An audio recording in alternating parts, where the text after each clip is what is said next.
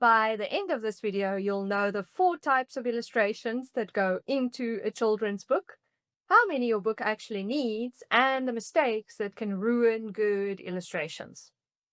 If you've already settled on a style for your book, this is the practical side. What types or sizes of illustrations you need, how many, and what not to do. And this last part, the mistakes, is where I've seen, of course, the most damage done, so stay with me for that. Let's start with the types. So you need to decide what type of illustrations you want in your book, and this will affect the overall look and feel of the book, but also how many illustrations you need.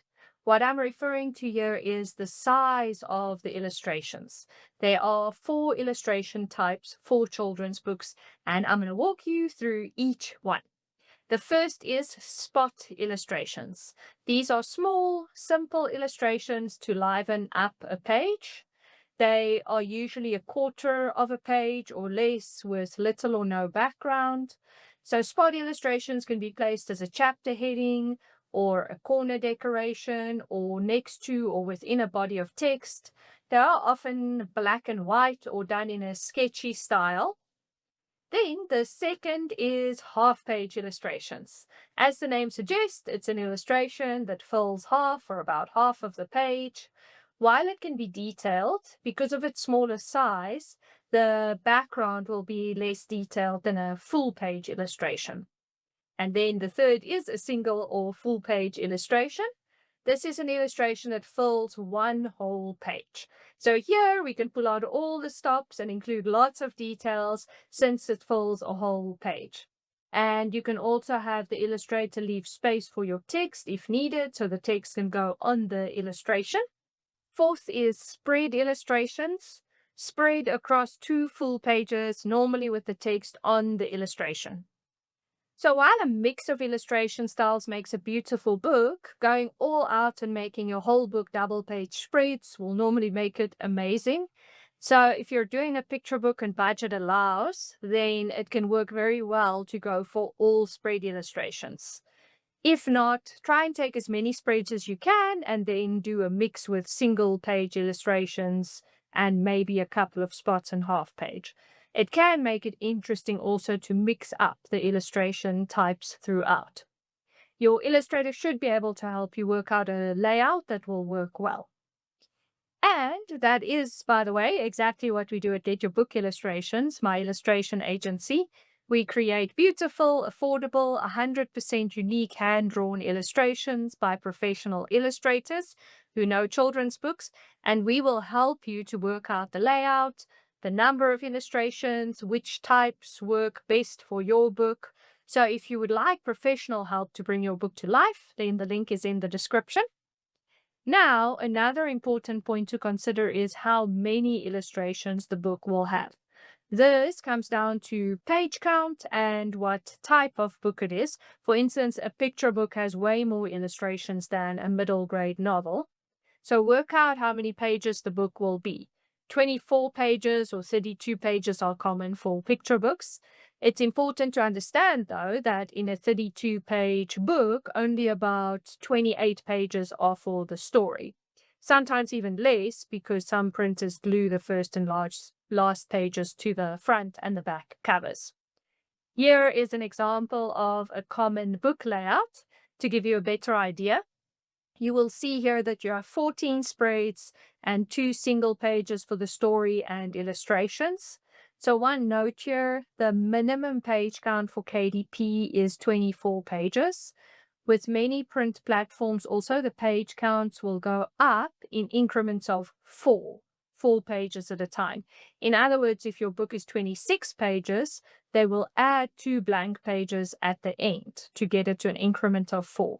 So check this before printing and look at books for your age range to see how many words tend to go on a page and per picture. Picture books normally have full page or spread illustrations on every spread. Early readers can have somewhat fewer or smaller illustrations, but mostly they also have illustrations on each spread.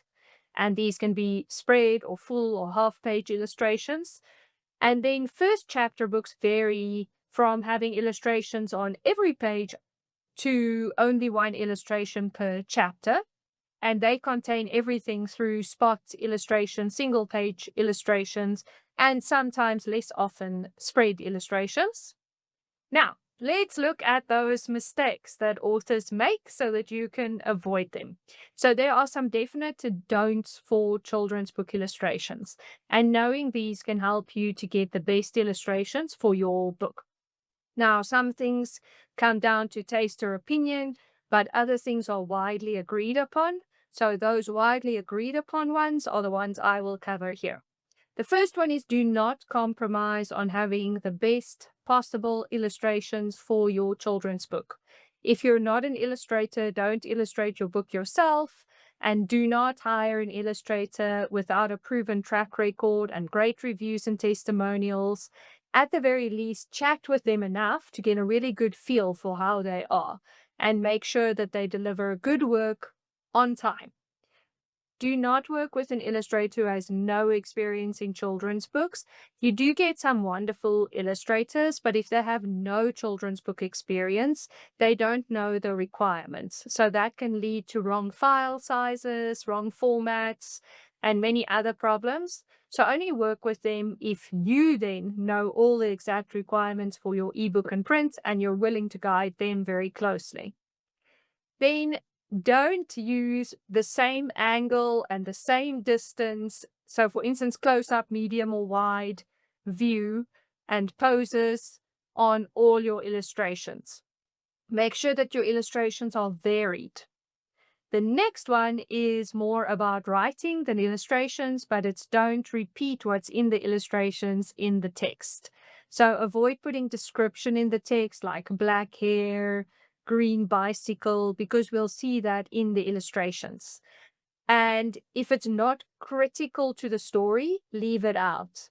And if it is critical and it will only be shown in the illustrations, then just make sure the illustrator knows to draw a red bike and not a green one. Following from that last point, make sure the illustrations match the text. If you've read a lot of illustrated books, I'm sure you've seen examples where this is not the case. And it's annoying to read the kids were playing outside, but the illustration shows them indoors. So the next one is don't show too much in the illustrations. The illustration should add to the story, but if the illustrations need to show too much, it will become confusing or messy or be lost on the reader or child. Sometimes an author will try to show every single event. The illustrations don't need to be a blow by blow. The next one is do not be too conceptual or too abstract, especially for younger children. I can vouch for this. When my daughter was almost 4, I remember her repeatedly asking me things like, why is there a red light around her? Kids, especially younger kids, they don't understand a lot of the concept that we've learned as adults. So be aware of that. And then the last don't, and this is a big important one, is don't micromanage your illustrator. I have worked with a lot of illustration clients over the years, and I've seen this a few times. One client especially sticks in my mind. She micromanaged constantly to the point of dictating the exact size and color and angle of so many things in her illustrations, page after page. So it was a nightmare for the illustrator.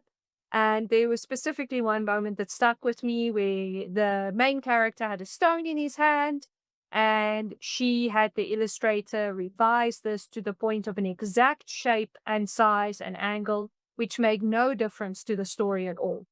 So in the end, the book turned out a little bit soulless, a little bit stiff, because it was so tightly controlled that all the creativity the illustrator could have brought to it was just squeezed out of it. Your illustrator's a pro, and you chose them because you liked their work, right? So give them a chance. They can greatly enhance your book if you just let them. So don't tell them in detail what they should draw unless a certain setting or action or specific object or color or race is essential to your text or your story. Then give the illustrator the manuscript with a picture book, or if it's a bit of a longer book, give them short art notes and then let them do their thing. They may surprise you with how much better they can make your book with their creativity. So if you're wondering what is an art note, it's a very brief note saying what needs to be illustrated, but it's not art direction. It's usually just what's happening. So for instance, Billy is walking in the forest, or the girl and the boy are swimming at the beach. In your case, you're wondering what not to do. Here's a couple of examples of too much writing with too much art direction. Billy wearing a blue shirt with brown pants and sneakers and walking in a pine forest with some rocks and some bushes. We see him from the back, from the waist up. There's a path, but mostly dense trees. Okay, that's a pretty extreme example, but you can see that's art direction instead of just what is happening. Or if you took the girl and the boy who were swimming one, you could say the girl and the boy are swimming at the beach. She's wearing a red and white striped swimsuit. There are a few clouds, seagulls, and a few people and umbrellas. Even that is too much. So if it has to be a pine forest, for instance, because that's important to the story, then let the illustrator know. But if it doesn't matter, then just leave it up to the illustrator. Also, if your illustrator does sketches first, which they should, you will get a chance to give feedback and ensure the illustrations turn out to your liking. Of course, there are exceptions to every rule. So, for example, nonfiction needs very accurate illustrations most of the time. So, you may need to give exact descriptions and even reference images so your illustrator can be accurate. Or if the book is for your child or your grandchild, you may want the main character to resemble them. And in that case, it's fine. You can send a photo. The bottom line is that all the details that are unimportant, you can just leave out, because otherwise you'll just stifle the illustrator's creativity by insisting on them. There is more that I could say on the subject, but this gives you a pretty comprehensive overview of the types of illustrations you can choose from and how to lay out your book, and also the mistakes to avoid. So in short, the best way to get great illustrations is by combining your personal preference with doing research with what fits your age group and your type of book. And the best way to do that is to look at many books. Over to you. Here's the one thing I'd love for you to do today. Take the manuscript you're working on and sketch out a rough page plan, just working out how many pages it will be, and mark which spreads you want as full pages or spread illustrations, or where you might want a spot or a half-page illustration. That will tell you how many illustrations you need before you brief anyone. And you can always work with the illustrator to refine it. And when you're ready, you can come visit us at Get Your Book Illustrations, where we create gorgeous, affordable illustrations done by professional illustrators. The link is in the description. If you found this helpful, make sure you subscribe for more practical guidance on writing, publishing, and marketing your children's books.